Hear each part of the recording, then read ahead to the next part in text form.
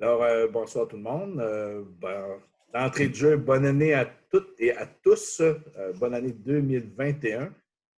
Bon, c'est sûr, ça commence sous les chapeaux de roue et ça commence encore avec nos vieilles habitudes de faire des séances en visioconférence. Donc, on s'en excuse, mais c'est les mesures sanitaires qui nous l'obligent. Donc, je souhaite une année 2021 remplie de santé à tout le monde, aux membres du conseil municipal et aussi à l'ensemble de la population et des gens qui nous écoutent. Donc, on est à la séance ordinaire, première séance du mois de 2021, donc du mois de janvier, de 11 janvier 2021. Puis, d'entrée de jeu, ça va être sur le site Internet dès demain pour les gens puissent en prendre connaissance de notre séance. On souhaite aussi porter attention qu'on va retirer le point 7.3. Donc, c'est un point qu'on n'avait pas finalisé nos discussions avant de pouvoir passer à l'adoption. Avec cette modification, ça me prendrait une proposition pour adopter l'ordre du jour. Mais d'entrée de jeu, oui, c'est vrai, vous me portez encore en correction qu'on doit se présenter préalablement. C'est ça? Effectivement. Merci de me corriger, M. Leffier. Donc, je vous laisse aller par conseiller. Bonsoir, Richard Desbiens, conseiller numéro 1. Bonsoir, Pierre Gagnon, conseiller numéro 2. Bonsoir, Jean-Charles Arsenault, conseiller numéro 4. Bonsoir, Véronique Gauthier, conseillère numéro 5. Bonsoir, Benoît Poirier, conseiller numéro 6. Oui, bonsoir, François Bouchard, directeur général, secrétaire, trésorier.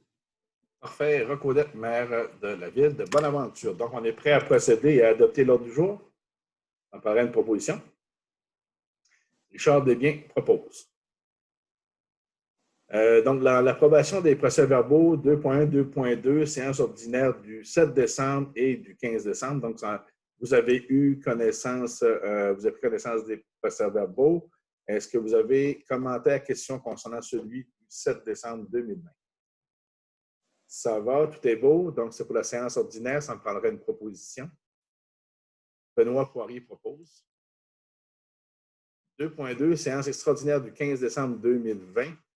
Même chose, commentaire, question. Ça va. On a pris connaissance du document. Donc, qui m'en ferait une proposition? Pierre Gagnon. 3.1. Donc, dans les comptes, présentation des comptes, approbation des comptes au 31 décembre 2020. Vous avez eu connaissance de l'ensemble des comptes. On a pris le temps d'en discuter tantôt aussi pour s'assurer de la conformité. Au niveau d'un montant global compte payé et à payer, on a pour 1 264 633,85. À l'intérieur de cette somme, on a des projets et financements pour 1 015 909,17. Et donc, en frais d'opération pour 248 724,68. Principalement, on est dans les fins de projets pour la mise aux normes de l'eau potable, pour le centre récréatif des jardins et aussi l'eau 3, et un début de projet pour l'hôtel de ville, la rénovation. Donc, c'est ce qui justifie les projets et investissements pour ces sommes. Donc, ça me prendrait une proposition pour l'adoption des comptes. Quelqu'un propose? Richard propose? Merci beaucoup. Richard Desbiens propose. 4.1, Caisse des jardins Baie des Chaleurs, confirmation de la marge de crédit. Donc, à chaque année, en début d'année, on procède au renouvellement de notre marge de crédit qui est au montant de 300 000 à la Caisse des jardins Baie des Chaleurs. C'est bien évidemment le taux applicable, ce sera le taux au moment où on prend les argents qui nous seront nécessaires. Donc, ça me prendrait une proposition. Jean-Charles propose. Deuxième, 4.2, résolution de concordance et de courte échéance relativement à un emprunt par billet au montant d'1 688 000 sera réalisé le 19 janvier 2021. Donc, on avait 3 règlements d'emprunt qui venaient à échéance. C'est un processus qui est fait avec le ministère des Affaires municipales. Donc, dans les 3 projets qu'on avait, 3 règlements d'emprunt, c'est-à-dire qu'on avait celui-là pour un montant de 883 000 qui était la rue Beaubassin. Un montant, c'est toujours des sommes résiduelles, un montant de 98 400 l'autopont, puis la rue des Peters à 722 000 pour la rue des Peters, bien évidemment, c'est ça. Donc, on avait 1 688 000 de règlements d'emprunt à renouveler pour une période de 5 ans. La résolution qu'on a en 4.2, c'est simplement d'autoriser cet emprunt qui est sur un terme différent qu'originalement, donc fixé par les règlements. Et ce serait aussi que les billets seront datés du 19 janvier 2021, que les intérêts sont payables semi-annuellement le 19 janvier et le 19 juillet de chaque année, et que les billets seront signés par le maire et le secrétaire trésorier. Donc, ça me prendrait une proposition. Véronique propose. Est-ce qu'il y avait des ajouts d'informations, Monsieur le directeur général, concernant ce point? Non, l'information est complète, de mon point de vue. Parfait, merci. 4.3, adjudication d'une émission obligation de la suite de la demande de soumission publique. Donc, c'est sur les mêmes règlements d'emprunt. Cette fois-ci, c'est qu'on est allé sur les marchés avec le ministère des Affaires municipales. C'est un processus qui nous est, entre guillemets, imposé. C'est eux qui le font pour nous. Donc, on a reçu des soumissions d'institutions financières à 14 heures aujourd'hui. Trois institutions financières ont déposé. La première, c'est Desjardins avec un taux moyen de 1,32 %, Banque nationale avec un taux moyen de 1,36 % et la Banque royale à 1,4 %. La recommandation, c'est de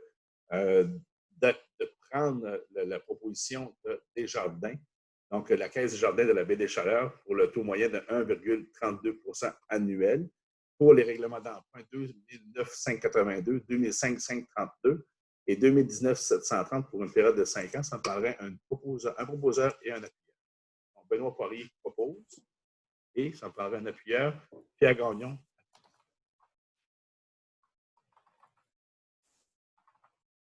4.4.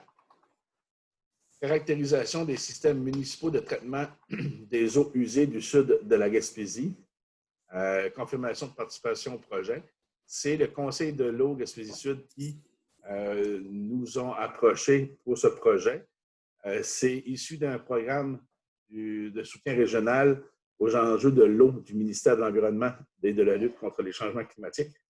Ce serait pour procéder à l'analyse de nos bassins de traitement des eaux usées qui se déversent dans la rivière. Donc, ça serait d'en faire l'analyse des rejets, le mode de fonctionnement aussi des bassins et l'efficacité des bassins. Donc, ils vont nous faire une analyse et un rapport avec des propositions qui vont ressortir. Ce qui est demandé, c'est qu'on les appuie, on le soutienne à l'intérêt de ce projet-là en offrant des services de montant équivalent à 840 $. Donc, ce serait confirmé pour le projet caractérisation des systèmes municipaux de traitement des eaux usées du sud de la Gaspésie et de contribuer à un montant équivalent à un service de 840 $. On a une proposition. Jean-Charles propose. 4.5. Régime de transport collectif, contribution au transport adapté pour l'année 2021.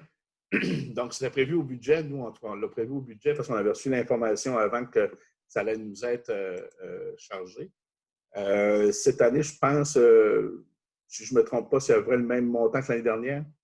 Donc, c'est le même montant, c'est 2,15 $ par habitant. On a évalué qu'on avait 2690 habitants. Donc, c'est une facture pour 2021 de 5784 pour assurer les services de transport adaptés sur notre territoire. Donc, c'est une facture qu'on se partage entre les municipalités de l'ensemble des MRC. Donc, ça serait d'autoriser le versement de la contribution de 5784 au régime pour assurer les services de transport adaptés. Véronique propose. 4.6, vérificateur externe octroi du mandat suite au processus d'appel d'offres. Donc, comme notre directeur général nous l'a proposé, d'aller en appel d'offres, d'un devis d'appel d'offres. On avait invité deux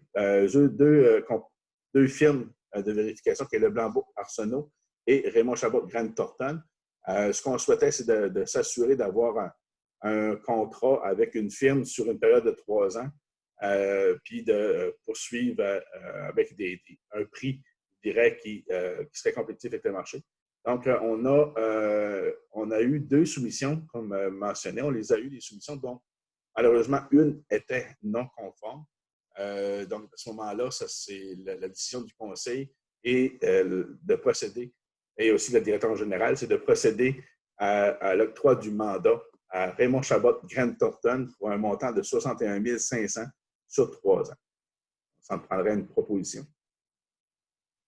Benoît Poirier propose. Avez-vous des informations supplémentaires, Monsieur le directeur général, concernant ce dossier? C'est correct. Non, l'information est complète. Là, on a eu des avis juridiques concernant la conformité des soumissions reçues. Puis il y a effectivement une soumission qui a été jugée non conforme. Parfait. 4.7, mesures de confinement liées à la pandémie, mise à pied temporaire. Bon, on n'est pas sans savoir qu'on a à s'ajuster, à s'adapter de façon ponctuelle et répétée, je vous dirais, aux différentes mesures qui nous ont imposées sur l'état d'avancement des cas.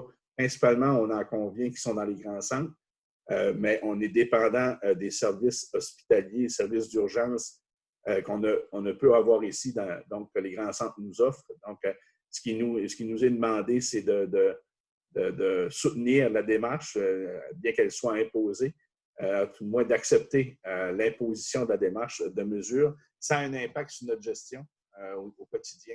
Et cette fois-ci, ça a un impact sur des infrastructures sportives qu'on offre de loisirs sur notre territoire, surtout les bâtiments qui avaient des activités intérieures.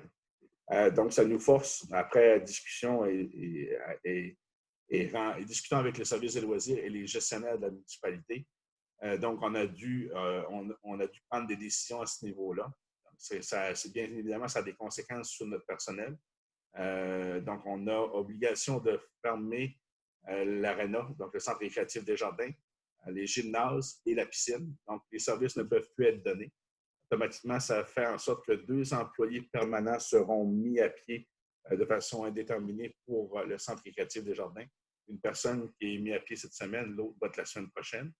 On a un employé permanent à la piscine aussi qui va être mis à pied à compter d'aujourd'hui. Et ça a aussi un impact sur les étudiants, les employés temporaires aussi.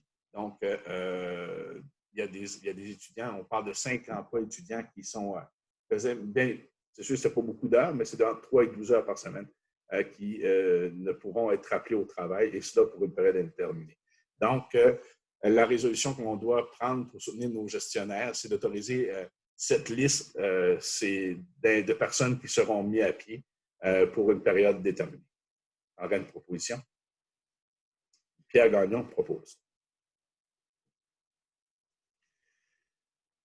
Au niveau des travaux publics, dépôt du rapport mensuel du service des travaux publics. C'est sûr qu'il y a beaucoup de travaux qui ont été faits. C'est un dépôt, c'est un dépôt au conseil, donc le conseil en a pris connaissance. Ça ne vous en fait qu'un court résumé des principaux éléments qui ressortent du lot, parce qu'il y a des travaux ponctuels qui se font pour l'ensemble des départements.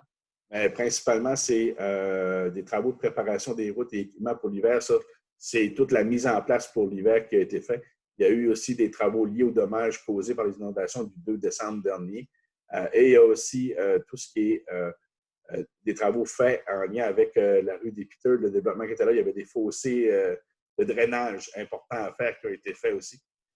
Et aussi, il y avait un stationnement à faire pour les sentiers de vélo et de façon estivale. Je ne sais pas s'ils ont été complétés, mais ils sont en voie d'être complétés. Au niveau des points à l'ordre du jour pour le travaux public, dans les points de résolution, 5.2, opérateur saisonnier d'hiver, confirmation d'embauche d'un employé temporaire. Il y a eu un mouvement de main-d'œuvre qui a eu lieu concernant le contremaître hiver. Donc, on a eu à remplacer celui qui était parti à la retraite, et c'est Martin Arsenault qui avait pris le poste. Automatiquement, ça ouvrait un poste d'opérateur-chauffeur. Donc, on est allé en affichage et ça s'est fait à l'externe. Il y a eu 3 candidatures. Une seule personne a été retenue. C'est M. Soliel-Brideau.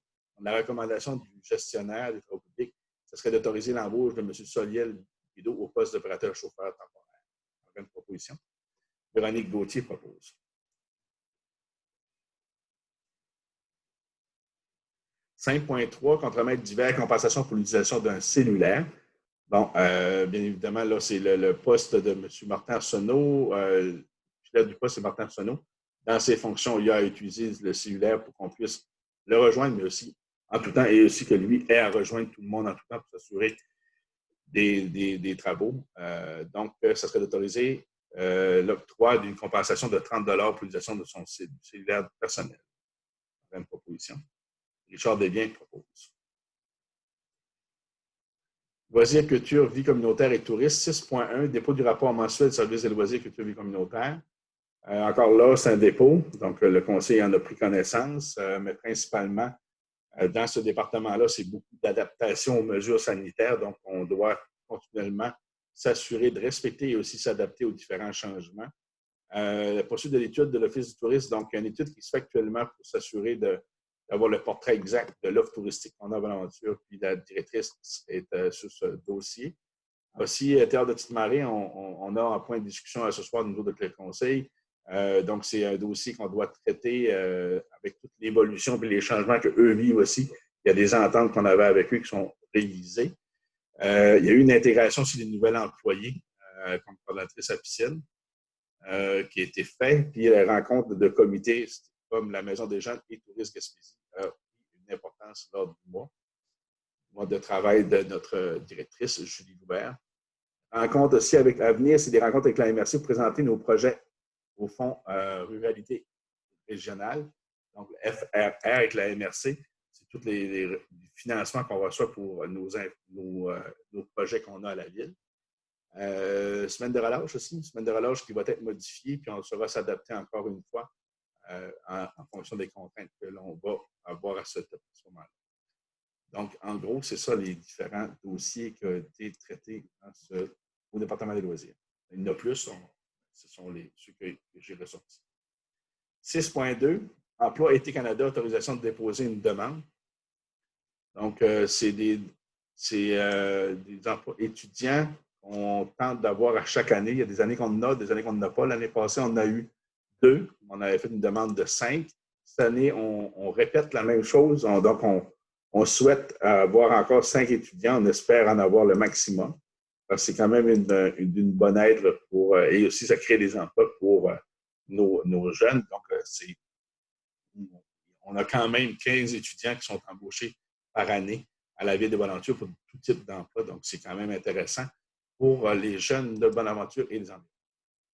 Ça paraît une proposition pour autoriser la direction des loisirs. Donc, Benoît Poirier propose à déposer une demande d'aide au programme Emploi Été Canada 2021.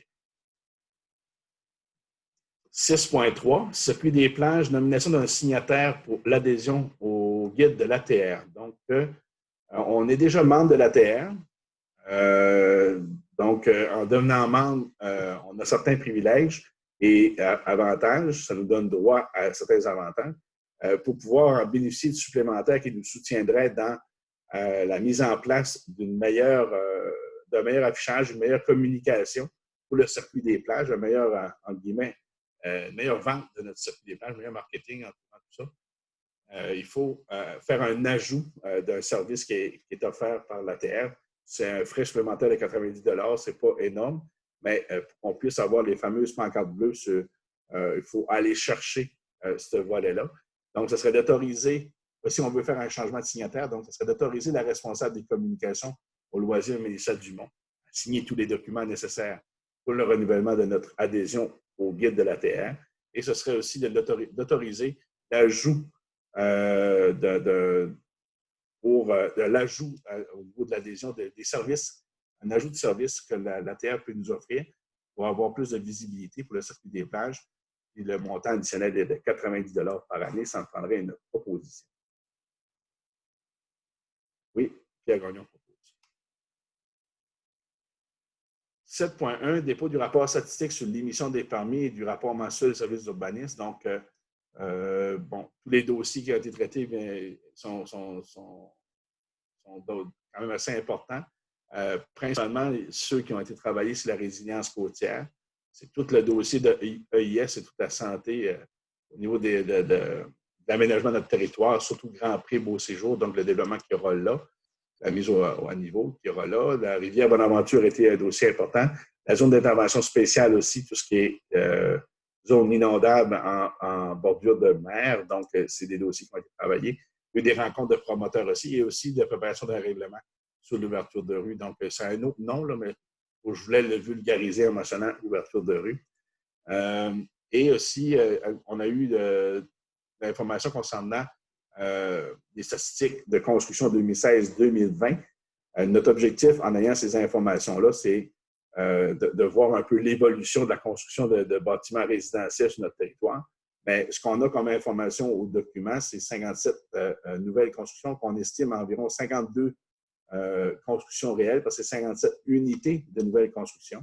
Il reste à valider d'avoir l'information juste pour connaître vraiment des constructions résidentielles, donc des gens qui se construisent comme étant leur résidence permanente.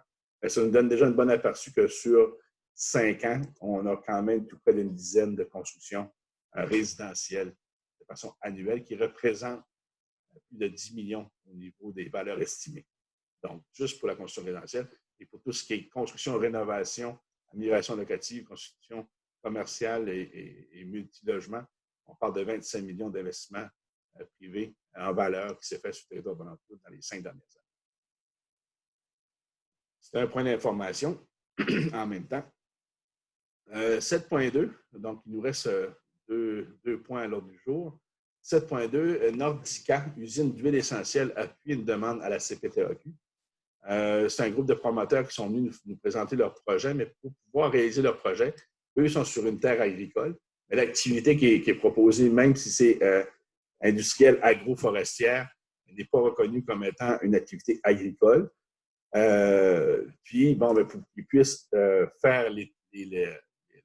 développer leur projet, ils nous demandent un appui pour qu'ils puissent déposer une demande à la CPTAQ afin de les autoriser un usage à fin autre sur le territoire. Donc, notre résolution irait dans ce sens-là. Ce serait sur leur lot 4 656 322. Donc, c'est un dossier qu'on souhaite appuyer pour le projet de développement. Ça me prendrait une proposition. Oui, Jean-Charles propose.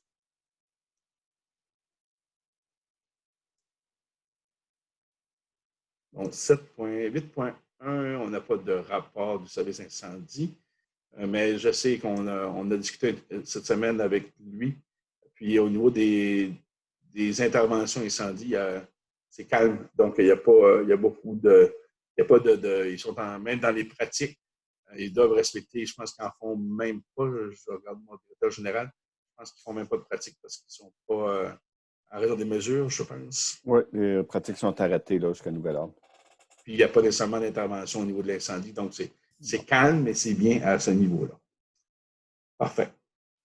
Et la dernière résolution en 8.2, autorisation d'embauche d'un nouveau pompier. Donc, on a 24 pompiers normalement qui sont sur notre liste. On sait qu'il y en a qui viennent, il y en a qui quittent, donc moins disponibles. Mais on a la chance de pouvoir on a l'opportunité, c'est d'avoir une nouvelle personne qui viendrait se joindre à l'équipe, qui est Mme Éliane Gélinas-Frenette. Donc, ce serait d'autoriser l'embauche de Mme Éliane Gélinas-Frenette comme pompière, conditionnelle à la réussite de la formation pompier classe 1 d'ici 3 ans. Donc, ça prendrait une proposition. Richard Desbiens propose.